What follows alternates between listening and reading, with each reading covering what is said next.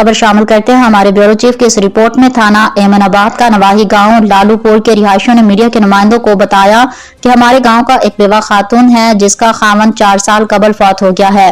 उसके छोटे छोटे बच्चे हैं। इलाके के नामजद मुसल्ह मुल्ज़मान ने डंडों सोटों से हमला करके चादर चारदीवारी का तकद्दुस पामाल कर दिया। पुलिस ने इन्वेस्टिगेशन करने के बाद मुकदमा दर्ज कर दिया, मगर अभी तक मुलजिम गिरफ्तार नहीं हुए।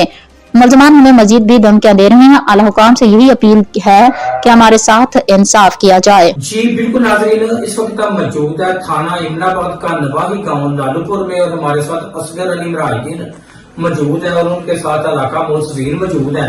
इन लोगों ने एक थाना इमनाबाद में 452 की दरखास्त दी है थाना इमनाबाद में, और जो 13 तारीख को 452 की दफात पर इनकी FIR होगी और आज 23 तारीख है।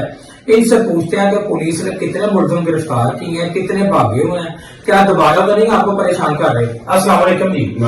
सर की नाम थोड़ा? असगर अली। अच्छा असगर अली भाई जी, मुझे फरमाओ कि तुसा एक पर्चा करवाया है थाना इमनाबाद च कि चादर चारदीवारी का तकद्दुस पामाल किया गया है, जख्मी किया गया, डंडे सोटे लैके बंदे अंदर दाखिल हुए ने।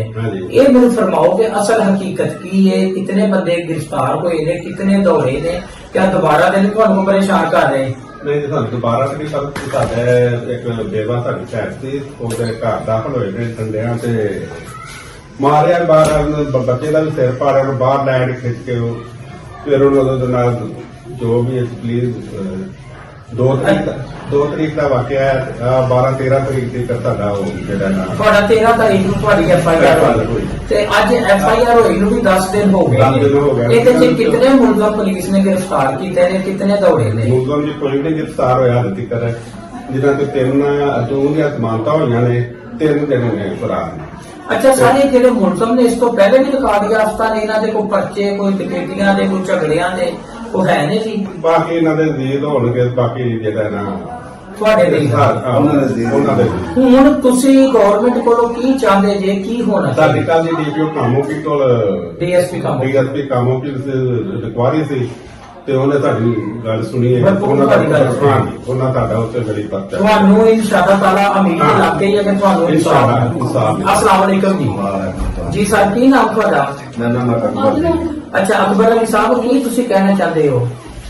ਅਸੀਂ ਕਹਿੰਦੇ गिरफ्तार होने चाहिए, ਸਾਡਾ ਜਾਇਜ਼ ਬੜੀ ਕੀਤੀ ਨੇ, ਸਾਡੀ ਬੀਬੀ ਨੂੰ ਮਾਰਨਾ 4 ਤੋਂ ਅੰਦਰ ਚਾਰਦਵਾਰੀ ਦਾ ਤਕੱਦੁਸ ਪਾਮਾਲ ਕੀਤਾ ਗਿਆ, ਜ਼ਬਰਦਸਤੀ ਅੰਦਰ ਦਾਖਲ ਹੋਏ ਨੇ ਡੰਡੇ ਸੋਟੇ ਲੈ ਕੇ, ਫਿਰ ਖਿੱਚ ਕੇ ਬਾਹਰ ਲਿਆਂਦਾ ਨੇ, ਬਾਹਰ ਲੈ ਕੇ ਸਿਰ ਤੇ ਵੱਟੇ ਮਾਰਦੇ ਰਹੇ ਨੇ। ਹੈ ਤਾਂ ਬੱਚੀ ਉਹ ਡਿੱਗ ਪਈ ਹੈ, ਫਿਰ ਸਾਨੂੰ ਹੋ ਜਾਏ ਫਿਰ ਚੁੱਕ ਕੇ ਅਸੀਂ ਹਸਪਤਾਲ ਲੈ ਗਏ। ਤੇ ਮਜ਼ੀਦ ਵੀ ਤੁਹਾਨੂੰ ਕੋਈ ਧਮਕੀਆਂ ਦੇ ਰਹੇ ਨੇ?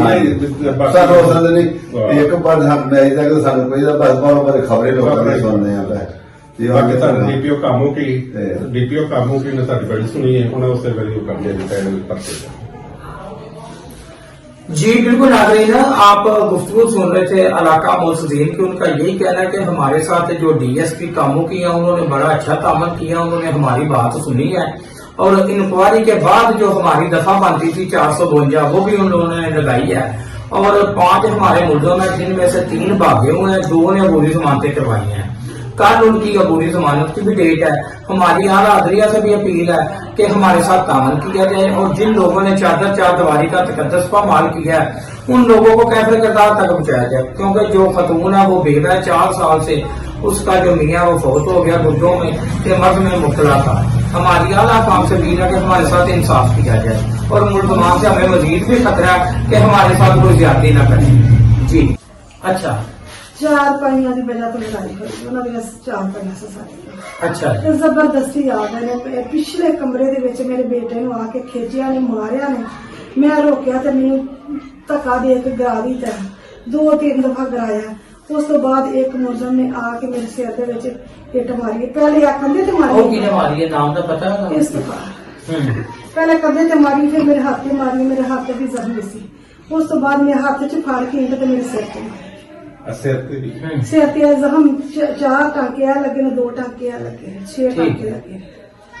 ਤੁਹਾਨੂੰ ਹੁਣ ਮਜ਼ੀਦ ਵੀ ਉਹਨਾਂ ਕੋਲੋਂ ਖਤਰਾ ਹੈ, ਜਿੰਨੀ ਦੇਰ ਤੱਕ ਉਹ ਪਕੜੇ ਨਹੀਂ ਜਾਂਦੇ? ਖਤਰਾ ਹੈ, ਧਮਕੀਆਂ ਦੇ ਰਹੇ ਨੇ।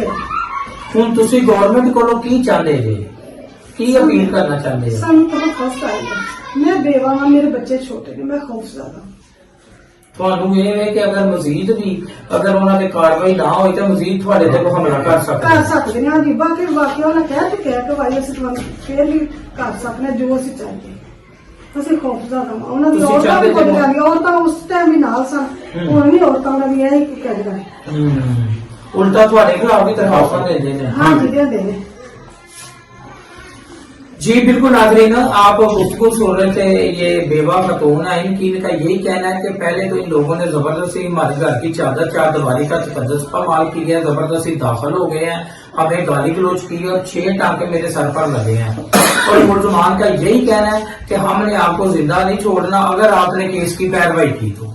मेरी सीपीओ साहब से अपील है, आरपीओ गुजरांवाला से, वजीर आला पंजाब मरियम नवाज शरीफ से, चीफ जस्टिस पाकिस्तान से अपील है कि मैं एक खतून हूँ और वो भी बेवा खतून हूँ, छोटे छोटे मेरे बच्चे हैं, खुदारा मुझे तहफ़्फ़ुज़ दिया जाए।